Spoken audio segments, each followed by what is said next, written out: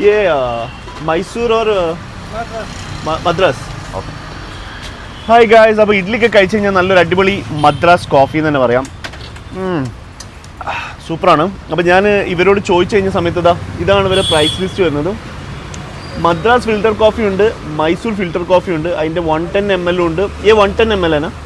हाँ, ये 220 ml ഉണ്ട്. അപ്പോൾ 220 ml എക്സ്ട്രാ ആൾക്കാർ ചോദിക്കുന്നവരോടൊക്കെയാണ് അവർ കൊടുക്കുക.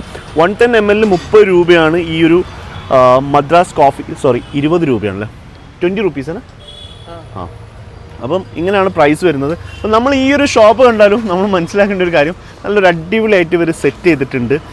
ഈ ഒരു ഓട്ടോറിക്ഷ കണ്ടോ, എവിടെ വേണമെങ്കിലും എടുത്തു കൊണ്ടുപോകാനുള്ള പാകത്തിൽ ഈ ഓട്ടോറിക്ഷ ഇവർ സെറ്റ് ചെയ്തിട്ടുണ്ട്. അപ്പോൾ നമ്മളോട് കൂടുതൽ ആൾക്കാർ ചോദിച്ചൊരു കാര്യമാണ്, ഇങ്ങനെ ഒരു ഓട്ടോ ഒക്കെ സെറ്റ് ചെയ്തിട്ട് ഒരു സ്ട്രീറ്റ് ഫുഡ് ബിസിനസ് ചെയ്യണമെന്നുണ്ടെങ്കിൽ എന്താ ഓപ്ഷൻ ചോദിച്ചു കഴിഞ്ഞാൽ ഇതിന് BBMPയുടെ ലൈസൻസ് വേണം.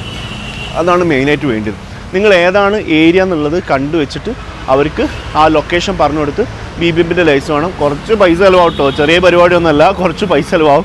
കാരണം ഇങ്ങനത്തെ ബിസിനസ് ചെയ്യാൻ ഇവിടെയുള്ള പ്രൊമോഷൻ കുറവാണ്. കാരണം കുറേ വലിയ വലിയ ആൾക്കാർ ഷോപ്പ് തുടങ്ങുന്നതുകൊണ്ട് തന്നെ. അപ്പം ഇവരുടെ മദ്രാസ് ഫിൽറ്റർ കോഫി എന്ന് പറഞ്ഞാൽ ആ ഒരു തമിഴ്നാട് ബീൻസും പിന്നെ കോഫി ബീൻസും, മൈസൂർ ഫിൽറ്റർ കോഫി പറഞ്ഞാൽ കൂർഗ് കോഫി ബീൻസാണ് ഇവർ യൂസ് ചെയ്യുന്നതെന്നാണ് പറഞ്ഞത്. എനിക്ക് കിട്ടിയ വിവരങ്ങളായിട്ട് ഞങ്ങളോട് പറഞ്ഞു തന്നെ. ഇപ്പോൾ വെറും കോഫിയും ബിസ്ക്കറ്റും മാത്രമേ ഇവിടെ ഇവർ വിൽക്കുന്നുള്ളൂ.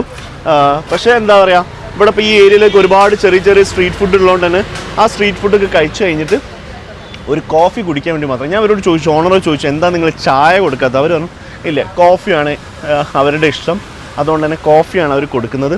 അപ്പം ഇങ്ങനെ വെറൈറ്റി കോഫികളുണ്ട്. പിന്നെ ബനാന കേക്ക്, സാൾട്ട് ബിസ്ക്കറ്റ്, വളരെ ആകെ 7 ഐറ്റംസ് ഉള്ളതിൽ. ഈ 7 ഐറ്റംസ് അയാൾ അടിപൊളിയായിട്ട് ബിസിനസ് ചെയ്യുന്നുണ്ട്. കിतना बजे खोलते हैं भाई? 7 to 11:30. उसके बाद शाम को नहीं है? 4 to night कितना बजे तक है? 9:30. ഇപ്പോൾ രാവിലെ 7 മണി മുതൽ ഒരു 11:30 വരെയും, അതുപോലെ തന്നെ ഈവനിങ് ഒരു 4 മണി മുതൽ ഒരു രാത്രി ഒരു കിतना 9:30?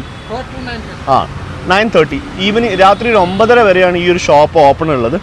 നല്ല ഈസി ആയിട്ടുള്ളൊരു ബിസിനസ്. രാവിലെ വരിക, ഒന്ന് കുളിച്ച് മാറ്റി ചായയൊക്കെ ഉണ്ടാക്കുക, ഒരു 11:30 ആകുമ്പോൾ ക്ലോസ് ചെയ്യുക, വീട്ടിൽ പോവുക, ഒരു ലഞ്ച് കഴിക്കുക, കിടന്നുറങ്ങുക. ഈവനിങ് ഒരു 4 മണിക്ക് ഒന്നുകൂടി എണീറ്റ് വരിക, സംഭവം തുടങ്ങാൻ 9:30 വരെ.